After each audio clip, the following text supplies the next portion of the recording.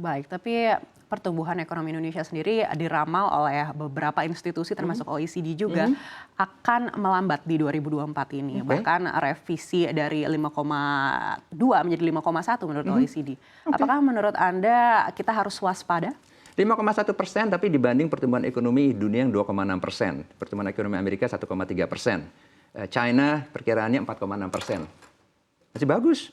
Ya, cuman India aja yang pertumbuhan ekonominya diperkirakan lebih besar dari Indonesia di G20. Ya. Jadi itu semua itu relatif. Ya.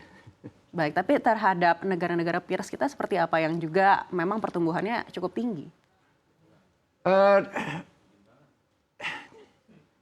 Memang kita membutuhkan transformasi, reformasi. Ya. Apakah itu di sektor birokrasi, apakah itu di sektor swasta, ya, meningkatkan produktivitas. Ya. Tapi ini rencana jangka panjang. Ya. Ini sesuatu yang harus dilakukan berdasarkan comprehensive blueprints. Ya. Kalau yang bisa dilakukan oleh kebijakan fiskal dan moneter, ada kemampuan tersebut, tetapi lebih terbatas, apalagi kalau kita bicara meningkatkan produktivitas. Ya. Kalau kita bicara fiskal, ya tadi kan kita bahas pilihannya. Kalau misalnya kita tidak ingin pemerintah menerbitkan SBN secara agresif, ya kita harus menerima defisit APBN diperkecil. Tapi otomatis artinya stimulus fiskal juga terbatas. Ya. Pertumbuhan ekonomi juga nggak bisa dirancang mendekati 6%. Gitu, kalau misalnya kita ingin menuju ke balance budget. Tapi kalau kita betul-betul ingin menggunakan kebijakan fiskal untuk ngegas pertumbuhan ekonomi, ya kita harus bisa menerima kalau defisit APBN Indonesia itu melebar, dan artinya pemerintah akan menerbitkan surat utang, dan artinya akan bersaing dengan perbankan dalam sisi funding.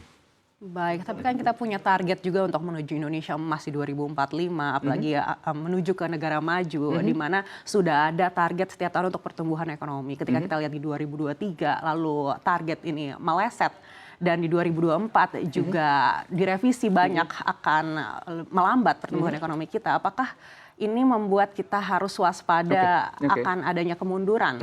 Hemat saya, isunya bukan pertumbuhan ekonomi per se, tetapi adalah kualitas pertumbuhannya. Ya. Isunya itu adalah equity. Ya. Dalam hal ini, kalau kita melihatnya gampang sajalah, ya, kualitas pendidikan antara kelas menengah atas Indonesia dengan mayoritas rakyat Indonesia, gapnya kan besar. Nah ini yang mesti diperkecil. Ya. Jadi investasi di pendidikan itu sangat penting. Ya. Banyak pejabat yang bicara mengenai stunting, ya itu memang patut ditangani. Ya.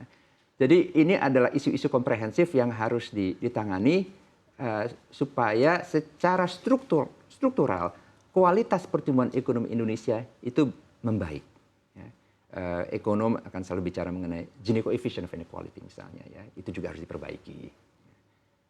Jadi fokusnya itu lebih ke kualitas pertumbuhan dibanding pertumbuhan ekonomi itu sendiri. Dan pertumbuhan ekonomi sendiri di 5%. Sangat baik secara relatif ya.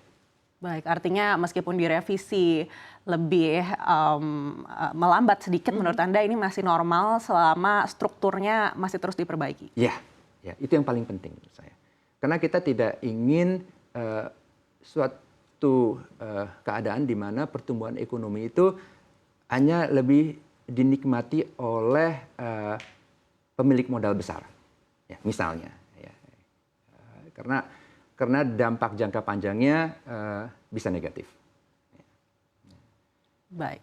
Yang artinya adalah produktivitas pekerja Indonesia, produktivitas korporasi perusahaan-perusahaan di Indonesia harus ditingkatkan.